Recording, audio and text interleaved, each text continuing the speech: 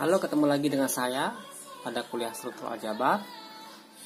Kali ini kita akan berbicara tentang beberapa grup yang menarik di dunia aljabar dan tentu dengan subgrupnya juga. Oke, jika pada video sebelumnya kita kan sudah belajar tentang subgrup.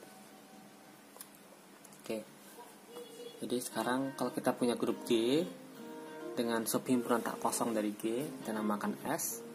Kita senantiasa bisa bikin subgrup baru dengan mengkombinasikan semua unsur di S. Dalam artian dikalikan semuanya, baik anggota di S ataupun inverse dari anggota di S. Oke? Dan itu akan menjadi subgrup yang menarik karena itu adalah subgrup terkecil yang memuat S. Oke, kita simbolkan dengan seperti ini.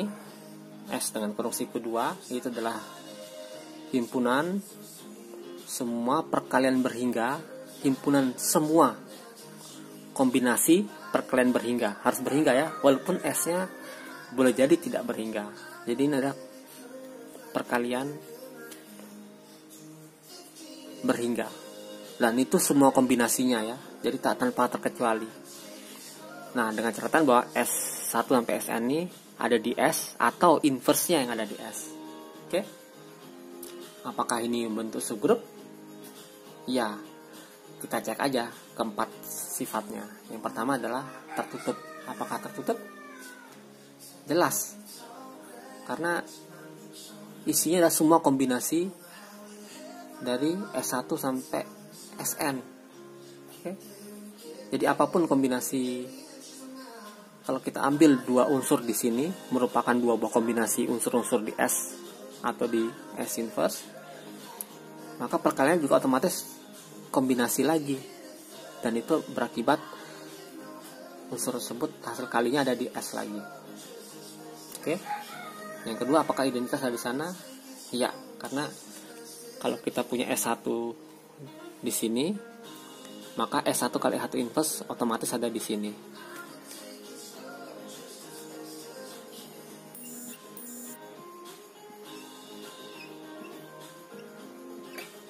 Dimana S1 kali S1 inverse adalah sama dengan E.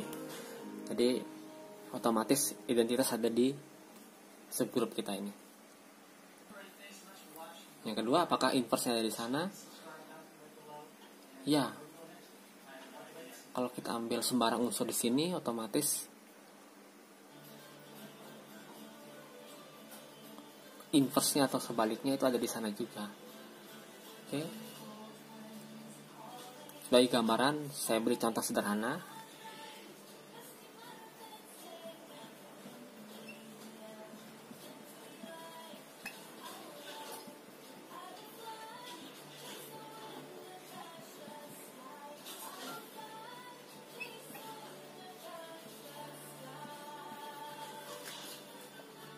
Nah, kita lihat kalau S1 ada di S, otomatis S1 kombinasi S1 inverse itu sama dengan S1 inverse, karena ini menjadi identitas ya.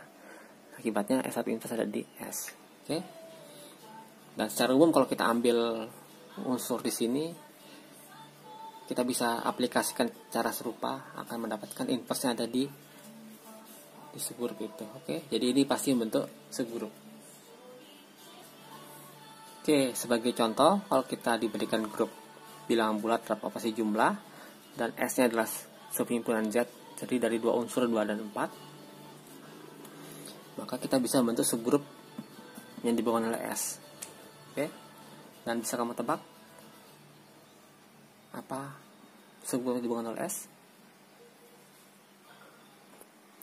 Ya, tepat, subgrup yang dibangun 2S adalah subgrup 2Z yang kita kenal sebelumnya.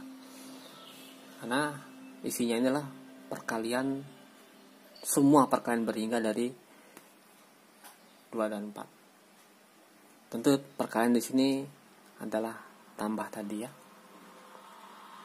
Jadi ini memuat semua unsur di 2Z. Karena inverse dari 2 adalah min 2, ada di sini juga. Oke. Nah, kadang-kala mungkin saja sih subgrup dibangun S ini sama dengan G. Oke. Kalau ini terjadi, maka kita katakan S itu adalah pembangun dari grup G. Oke, jadi saat kejadian bahwa segrup dibangun oleh S sama dengan grupnya sendiri, kita katakan S itu pembangun dari G. Oke, kasus spesial lagi, kalau S ini terdiri dari satu unsur, maka ini adalah kita katakan subgrup siklik. Jadi saat S itu adalah himpunan terdiri dari satu unsur, yaitu C di G, maka subgrup dibangun oleh S itu adalah subgrup yang dibangun oleh satu unsur C, yaitu C pangkat N dengan N-nya bilangan bulat. Dan ini kita namakan subgrup siklik. Jadi ini kita namakan subgrup siklik dengan C adalah pembangun dari subgrup tersebut. Nah, yang menarik adalah kalau G itu sendiri sama dengan subgrup yang dibangun oleh C tadi, satu unsur tadi. Oke, dalam kasus ini kita katakan G adalah grup siklik. Oke, jadi G sama dengan grup yang dibangun oleh C sama dengan himpunan C pangkat N dengan N bilangan bulat adalah grup siklik. Di sini dalam artian C pangkat itu adalah C kali C kali C kali C sebanyak N kali.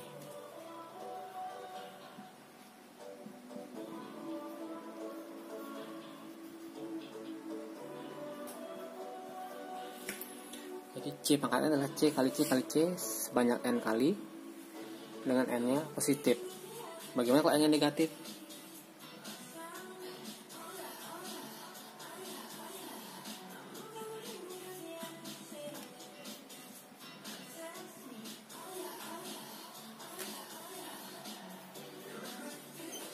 Nah, kalau N-nya negatif, maka C pangkatnya dibilang sebagai C pangkat min 1 kali C pangkat min 1 sebanyak N kali.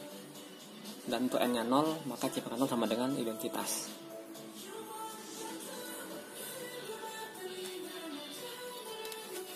Dari sini sudah mulai dilihat bahwa inverse dari C pangkat K itu adalah C pangkat minus K. Saya kira itu mudah dilihat dari definisinya. Tapi mungkin perlu saya tekankan sekali lagi bahwa C pangkatnya adalah C kali C kali C kali C sama sebanyak N kali. Tapi kalinya dalam artian tergantung dibanding operasi pada grupnya. Contohnya adalah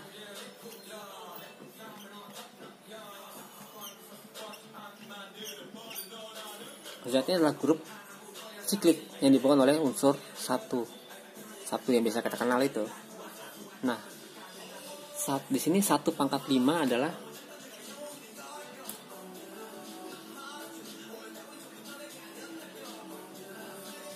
jadi 1 pangkat 5 adalah 1 kali 1 kali 1 kali 1 kali 1 sebanyak 5 kali. Tapi karena operasi tambah, kita nggak mengenal operasi kali di grup ini, hanya operasi tambah. Jadi 1 pangkat 5 itu sama dengan 5. Jadi hati-hati untuk masalah ini ya. Oke, yang menarik dari grup siklik adalah grup siklik pasti komutatif. Kenapa?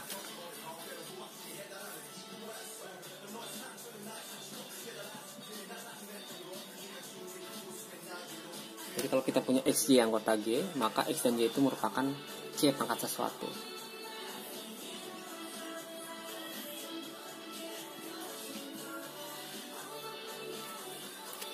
Akibatnya X kali Y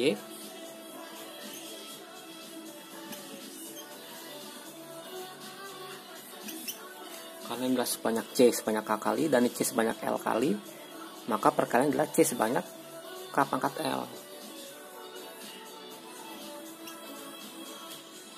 Nah, K tambah L ini kan bilangan bulat ya, jadi bisa ditukar komutatif. Bilangan bulat kan bisa ditukar.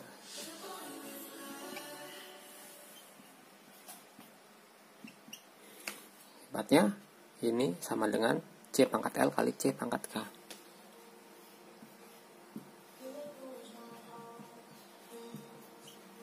Dan ini otomatis sama dengan Y kali X. Jadi X kali Y sama dengan Y kali X untuk sembarang XY. Jadi kita bisa simpulkan grup siklik senantiasa komutatif. Oke, pertanyaan menarik lainnya adalah kalau kita punya G subgrup siklik, G itu grup siklik, dan kita punya H itu subgrup dari G, tentu yang jadi pertanyaan kita adalah apakah H juga siklik?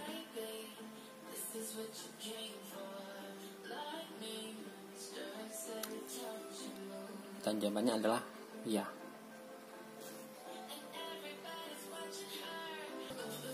Bagaimana cara membuktikannya? Yaitu kita kumpulkan semua pangkat C, di mana C pangkat tersebut adalah anggota subgrup H. Jadi kita misalkan N adalah himpunan semua bilangan asli, di mana C pangkat K adalah anggota H. Otomatis N ini adalah subhimpunan dari bilangan asli. Dan kita tahu bahwa subhimpunan bilangan asli selalu punya unsur terkecil. Kita namakan T ya. Oke. Sebelumnya saya tegaskan kembali bahwa semua unsur di H pasti bentuknya adalah C pangkat sesuatu, itu jelas ya. Tapi itu tidak menjamin bahwa dia pasti siklik ya. Oke. Untuk mengatakan H subgrup siklik, kita harus temukan pembangunnya, oke. Nah, dengan mengambil T unsur N ini sebagai unsur terkecil dari N, akan kita tunjukkan bahwa C pangkat T adalah pembangun dari H. Oke, tujuannya menunjukkan bahwa C pangkat T itu pembangun dari H. Oke, ini kita hapus dulu ya. Oke, tujuan kita ingin menunjukkan bahwa H itu dibangun oleh C pangkat T. Kalau kita bisa tunjukkan ini, maka kita bisa buktikan bahwa H adalah subgrup siklik. Atau sebagai grup dia adalah grup siklik. Oke. Jadi kita ambil sembarang unsur di H, kita tunjukkan bahwa unsur itu adalah CT pangkat sesuatu. Karena itu definisi dari siklik. Oke.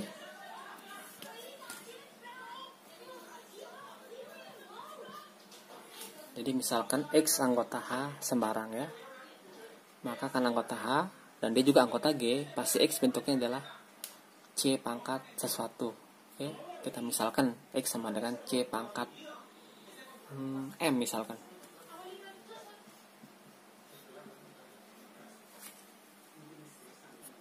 Oke, pertanyaan penting adalah besaran mana T atau M? Ya, pasti besaran M. Karena tahu tadi T adalah pangkat terkecil sehingga C pangkat T itu anggota dari H. Jadi M pasti lebih besar. Nah, kita ingat di bilangan bulat T dan M bilangan bulat dan M lebih besar, maka M itu bisa kita bagi dengan T dan bersisa suatu unsur R ya. Kalau R-nya itu 0, otomatis X ini kelipatan atau CT pangkat sesuatu. Oke. Jadi M itu bisa dituliskan sebagai, karena M lebih besar ya, Q suatu bilangan bulat Q kali T kelipatan T ditambah R, dengan catatan bahwa R itu boleh 0 atau kecil dari T. Oke. Jadi ini kalau kita terjemahkan,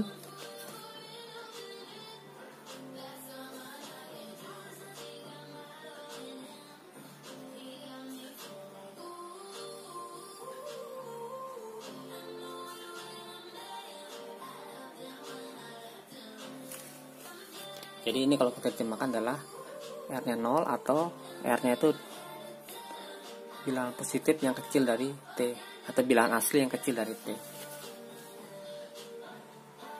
Oke, kalau kita bisa tunjukkan R 0, maka M sama dengan Q pangkat T berakibat X ini adalah C pangkat Q kali T, atau C pangkat T dipangkatin Q key.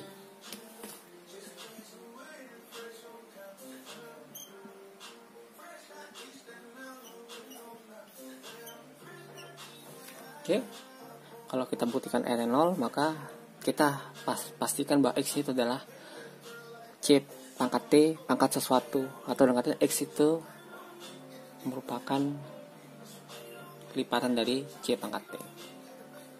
Oke.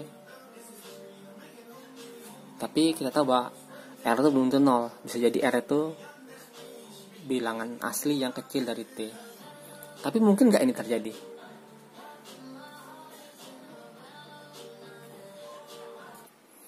Oke, kita misalkan R itu bilangan asli ya, tapi yang lebih kecil dari T.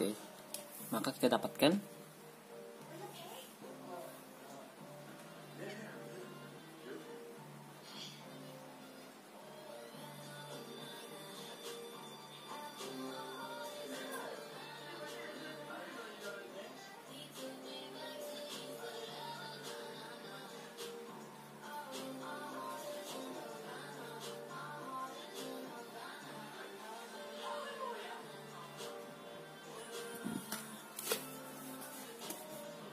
oke.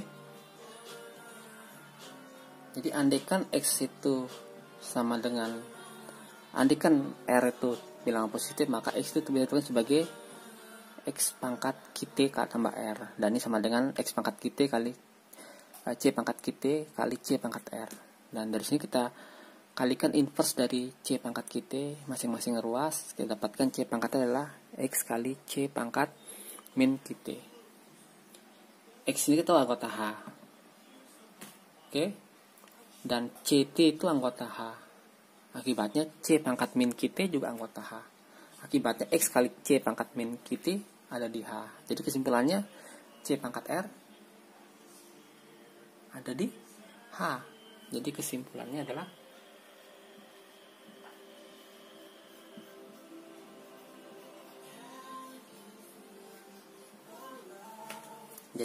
adalah C pangkat R itu ada di H, di mana R itu lebih kecil dari T.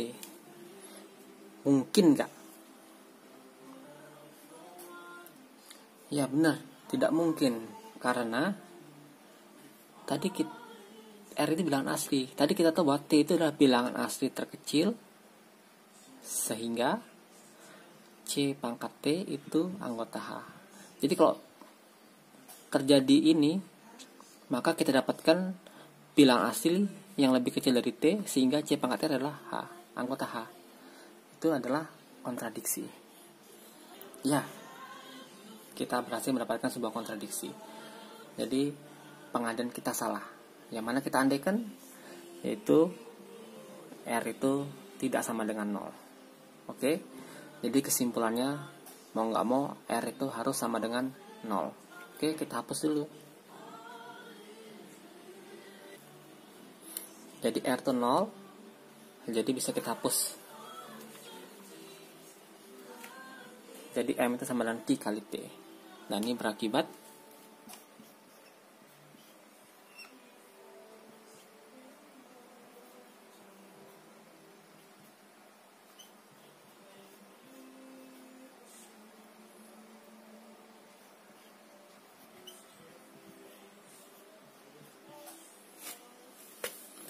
jadi kita dapatkan X C kali pangkat Q ke T dan sama dengan C pangkat T dipangkatkan Q, atau dengan kata lain X itu anggota subgrup yang dibangun oleh C pangkat T.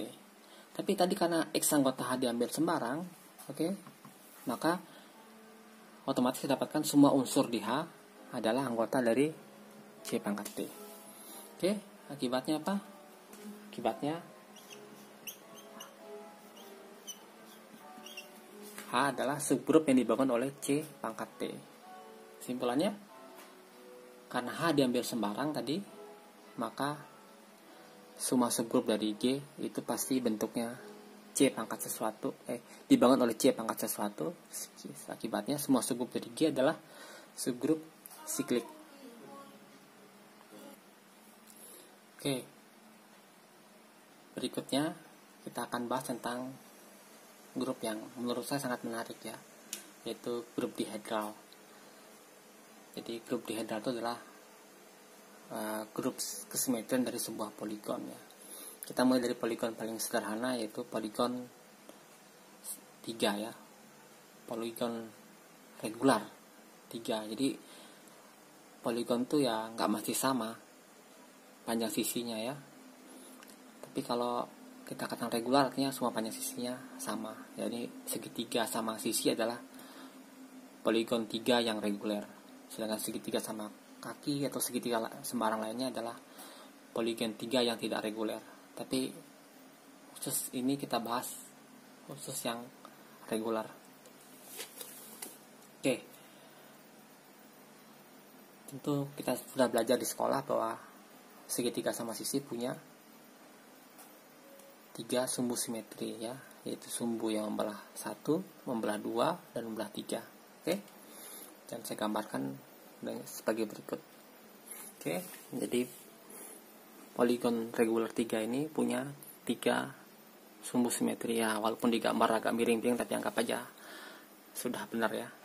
Jadi yang memotong di tengah, memotong melalui 2, dan memotong melalui 3 ya. Jadi ini 3 kesimetrian. Artinya apa? Dengan sumbu simetri ini kita seperti merefleksikan segitiga ini, pluk gitu ya. Jadi awalnya 1 tetap kan, tapi 2 pindah ke 3 dan 3 pindah ke 2. Terus ini 1, 2, 3. Sementara kayak ini 2 tetap, tapi 1 dan 3 saling bertukar.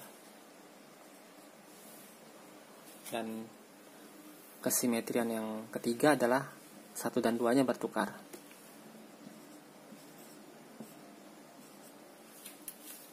Oke.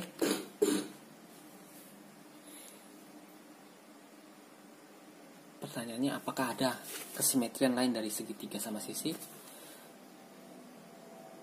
Jawabannya ada, yaitu dirotasi. Kalau dirotasi 120 derajat, 1 pindah ke 2, 2 pindah ke 3, 3 pindah ke 1. Itu juga sebuah kesimetrian. Artinya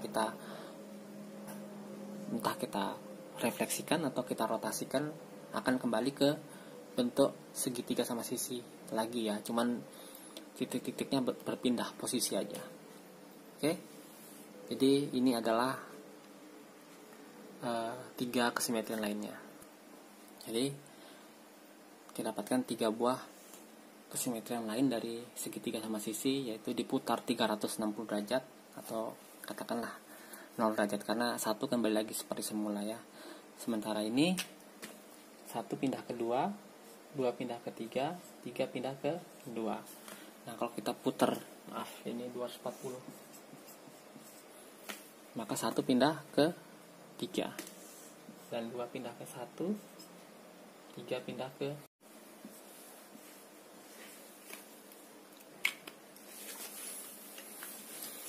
Nah, simetri ini sendiri bisa dikombinasikan. Jadi kita refleksikan dulu terhadap 1, kemudian kita putar 120 derajat. Akibatnya apa? Awalnya 1 tetap, 1 berubah ke 2. Kemudian 3 pindah ke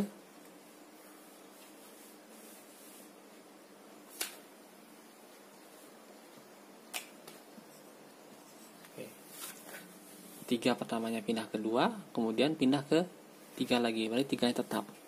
Sementara 2 pindah ke 3, kemudian pindah ke 1. Jadi kombinasi refleksi terhadap 1 dengan 120 derajat itu akan mengakibatkan 3 tetap, dan 1 dan 2 bertukar posisi, yaitu sama dengan refleksi lainnya. Oke. Kita bisa kombinasikan semua kesimetrian ini, dan hasilnya akan menjadi simetri lain. Jadi refleksi dikombinasikan rotasi, hasilnya pasti refleksi ya. Rotasi ini kemudian rotasi 240 derajat akan menjadi rotasi 360 derajat. Jadi kita lihat bahwa kesimetrian ini sifatnya tertutup dalam artian bahwa kalau dikombinasikan di antaranya, dia tidak akan menjadi hal lain, yaitu tetap jadi salah satu simetri yang lain. Oke. Dan kita lihat bahwa kalau ini dikombinasikan dirinya sendiri akan menjadi menjadi balik seperti semula. Awalnya 2 pindah ke 3, 3 pindah ke 2, direfleksikan dari 1, balik lagi 2 ke 2, 3 ke 3. Jadi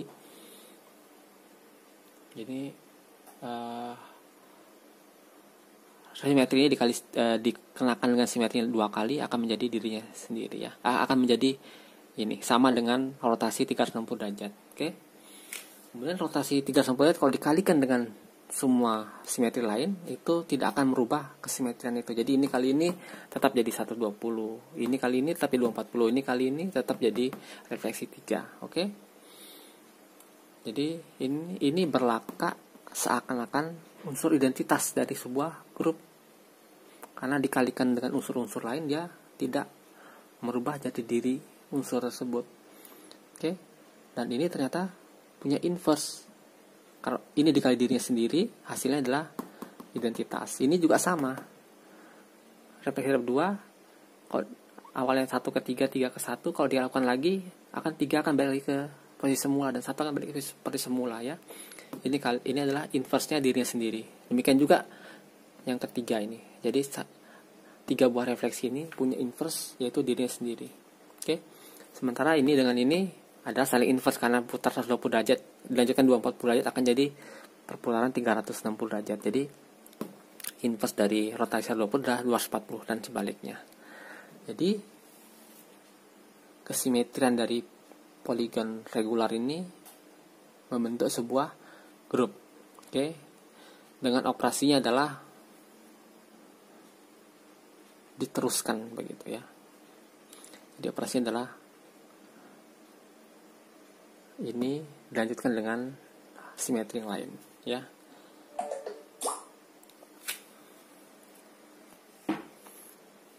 Oke, untuk mempermudah daripada menggambar, saya akan menuliskan dalam bentuk lain ya.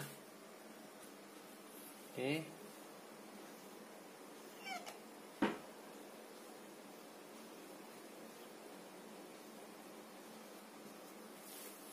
Jadi ini karena 1 menjadi 1, 1, 1, 2 menjadi 3, 2, 3, 3 menjadi 2, 3, 2. Ini juga serupa.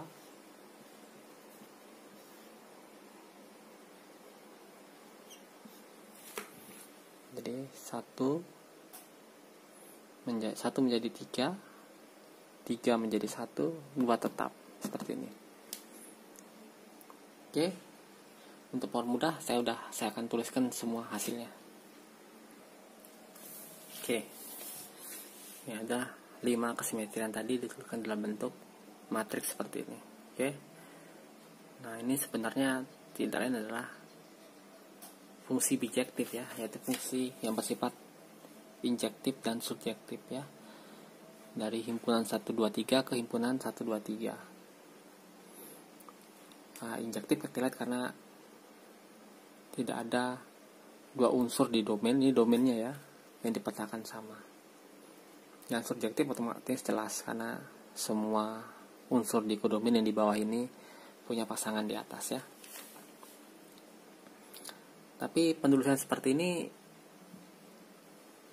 juga masih terlalu besar ya, dan saya akan tuliskan dalam bentuk yang lain.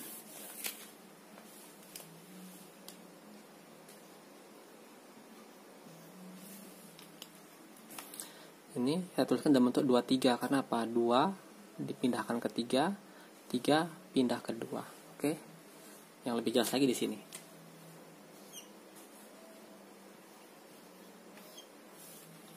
Jadi ini artinya 1 pindah ke 2, 2 pindah ke 3, 3 pindah balik lagi ke awal, ke 1.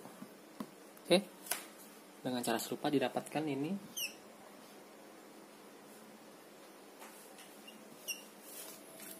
Satu pindah ke 3, 3 pindah ke 2, 2 pindah ke 1. Oke, saya tuliskan semuanya.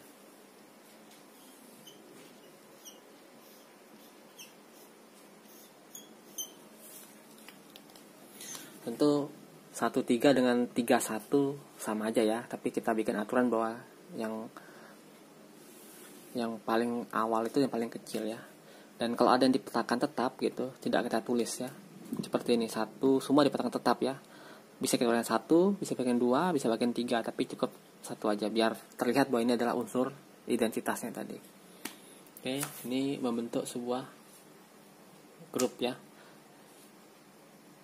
Oke, kalau dilihat dari poligonnya itu adalah kita katakan grup dihedral, tapi kalau dalam bentuk seperti ini kita katakan grup simetri. Oke. Untuk 3 buah angka 1 2 3 atau poligon 3, grup dihedral dan grup permutasi sama persis, tapi itu tidak terjadi untuk 3 anggota.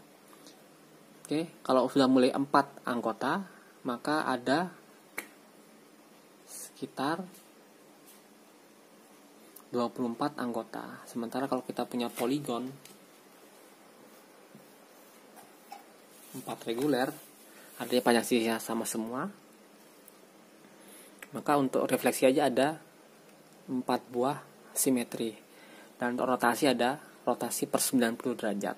Jadi ada 8 anggota. Jadi untuk grup dihedralnya ini cuman isinya 8. Sementara grup permutasi ini anggotanya ada 24.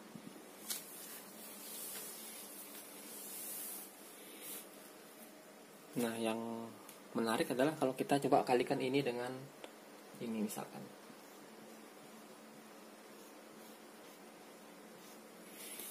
Karena sifatnya adalah, karena ini sama seperti sebuah fungsi, maka kita selalu mulai dari yang kanan terlebih dahulu ya. Itu di Indonesia, walaupun di beberapa negara kita mulai dari yang kiri, tapi untuk Indonesia kita mulai dari yang kanan. Ini artinya 1 pindah ke 3, kemudian 3 pindah ke 1, artinya 1 tetap. Ini 1 dipindahkan ke 3, kemudian dipindahkan ke 1 lagi. Jadi 1 tetap ya, 1 3 pindah ke sini, 3 dipindahin ke 1, ya 1 tetap. Jadi bisa kita nggak hitung. 2 tidak dipindahkan oleh ini, karena tidak ada 2 di sini. 2 tetap ya, yang nggak ada angka tetap. Sementara 2 sini pindahin ke 3. Jadi 2 pindah ke 3. Sementara 3 di sini pindahkan ke 1. Di sini dipindahin ke 2. Jadi 3 ke 1 lanjut ke 2. Jadi 3 ke 2. Jadi sama dengan seperti itu. Jadi kita punya 2 buah grup menarik tadi, yaitu grup dihedral dan grup permutasi.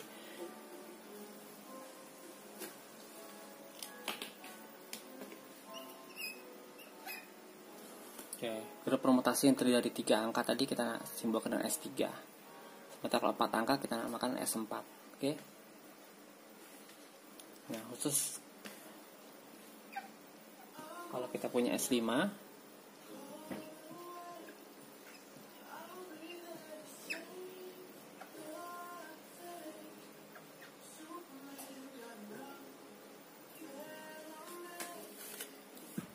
dan kita punya permutasi ini bisa kita tuliskan sebagai berikut.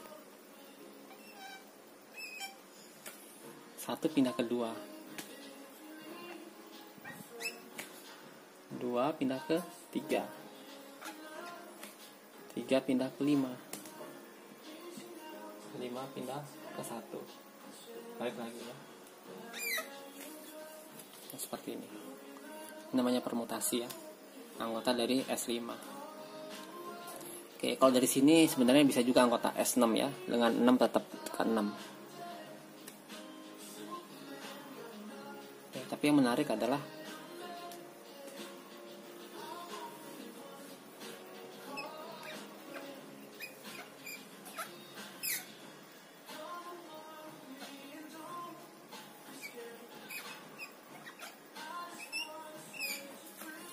ini 1 tetap, 2 tetap, 4 tetap, cuma 3 dan 5 saling bertukar ya. Jadi 3 ke 5, 5 ke 3.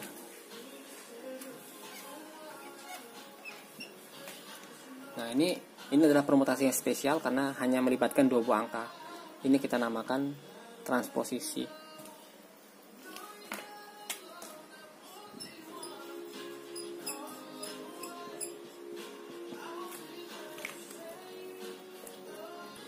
Nah, menariknya, semua permutasi itu bisa dilakukan sebagai perkalian transposisi. Dan ini sama dengan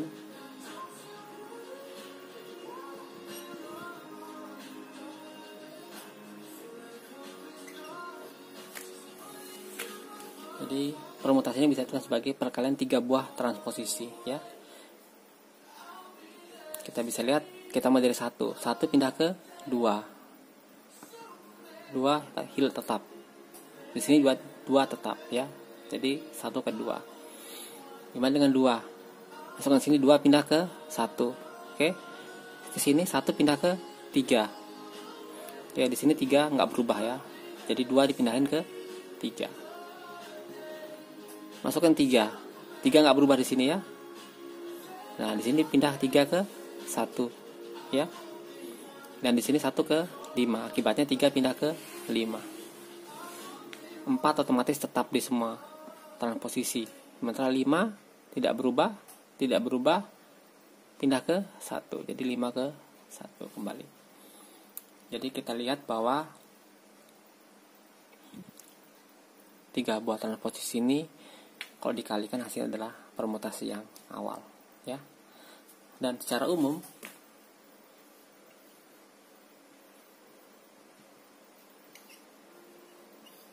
jadi kalau kita punya permutasi ini bisa ditentukan sebagai perkalian transposisi dengan rumus sebagai berikut.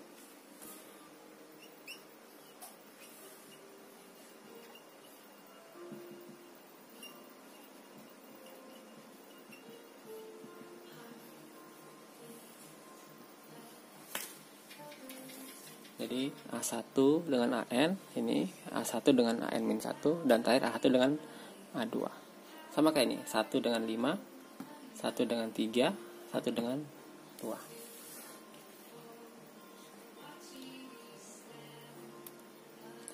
Oke, sekian materi untuk video kali ini. Kita membahas 3 buah grup menarik, yaitu grup siklik, kemudian grup dihedral, dan grup permutasi.